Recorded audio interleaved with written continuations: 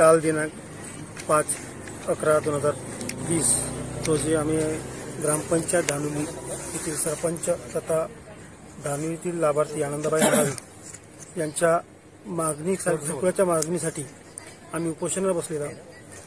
या मागणीकरता पंचायत समिती कोरपणा हे प्रशासन सन 16-17 मध्ये शबरी आवास योजना अंतर्गत मंजूर असलेल्या लाभार्थ्यांना तसेच सन 15-16 या वर्षात इंदिरावास या दोन्ही योजनेतून सदर महिलेला डावलण्याचं काम या पंचायत समितीच्या अधिकाऱ्यांनी आणि येथील अभियंता श्री कोहाडे यांनी मोका पंचनामा करून सुद्धा संबंधित विधवा महिलांना घरकुलापासून वंचित ठेवण्याचं काम एक राजकीय पुढाऱ्याच्या हाताशी येऊन यांनी हे कृत्य केलेलं आहे।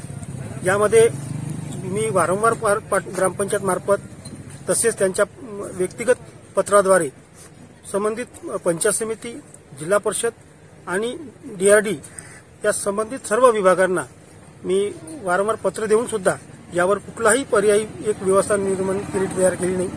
त्यांनी वारंवार जवळपास 4 ते 5 माझ्याकडे यांनी पत्र दिले। सदर महिला ही पात्र आहे, परंतु पात्र असून सुद्धा सदर महिलेला या योजनेचा लाभ न मिळाल्यामुळे आम्ही शेवट पर्याय म्हणून संबंधित पंचायत समितीच्या प्रशासनाला परत 10/9/2020 ला एक निवेदनद्वारे कळवलं, परंतु सुद्धा या पंचायत समितीला जाग आली नाही। आज एका आदिवासी महिलेला आपल्या हक्काच्या घरकुलासाठी इथं उपोषणाची वेळ आलेली आहे। कारण की काही राजकारणी ही महिला 100% लाभार्थी असून ग्रामपंचायतसुद्धा NOC दिलेली आहे आणि तिला इंदिरा आवास योजनेतून, रमाई घरकुल योजनेतून 2 वेळा, शबरी योजनेतून 2 वेळा घरकुल मंजूर झालेला आहे। परंतु या पंचायत समितीच्या नाकर्तेपणामुळे आणि काही राजकीय पुढाऱ्याच्या दबावामुळे हे घरकुल पंचायत समितीने नामंजूर केलेलं आहे। मी दुर्दुखाच्या कोट्यात आहो। अच्छा, मला घर नाही, काय नाही। किती वर्ष? 4 वर्ष झाले। मग आता तुम्ही घरकुल पाहिजे। अच्छा, घरकुल पाहिजे एवढंच माझं म्हणणं आहे। घरकुल पाहिजे एवढंच माझं म्हणणं आहे। आनंदबाई वसंता मडावी यांना 2015-2016 या वर्षामध्ये इंदिरा आवास योजनेअंतर्गत घरकुल मंजूर झालं होतं।